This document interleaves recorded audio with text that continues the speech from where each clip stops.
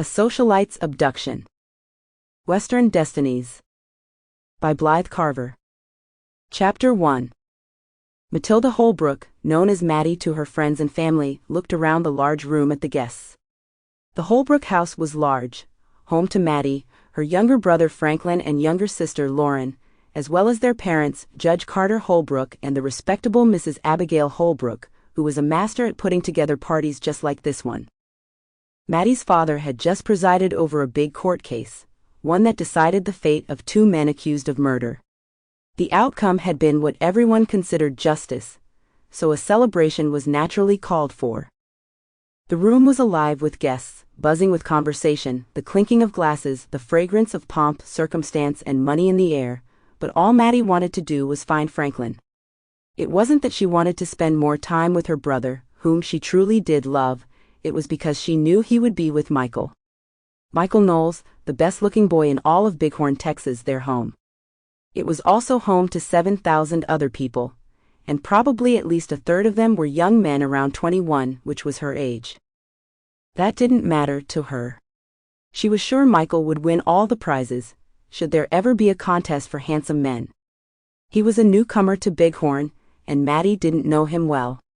Her first attempt at conversation with him hadn't gone well. She'd stuttered and said something silly about their names, starting with the same letter. He'd just given her a blank stare, before turning to Franklin with his eyebrows raised in such a way that made Mattie feel a bit humiliated.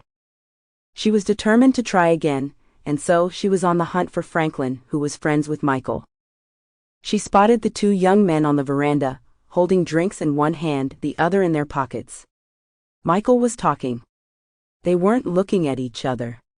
That is, Franklin wasn't looking at Michael, who was very animated in his speech, slinging the hand with the drink in it to the point that it was dangerously close to spilling its contents out all over the place. Mattie couldn't decipher the look on her brother's face, as she could only see his profile. But what she did see was a set jaw and narrow eyes. To her, that meant Michael was saying something her brother objected to, but was staying quiet out of politeness. "Hello, you two," she said, stepping out of the house and strolling over to where the two men were standing. Michael's eyes were emotionless when he settled them on her. She felt a twinge of anxiety in her chest and looked at her brother instead. She instantly saw that he was unhappy. "I hate to do this, but I need your help, Franklin. Mother has asked me to bring up some more wine from the cellar, and I can't do it by myself. Will you kindly help me?" "I would be more than glad to help you, sis," Franklin said immediately, giving her a Sample complete.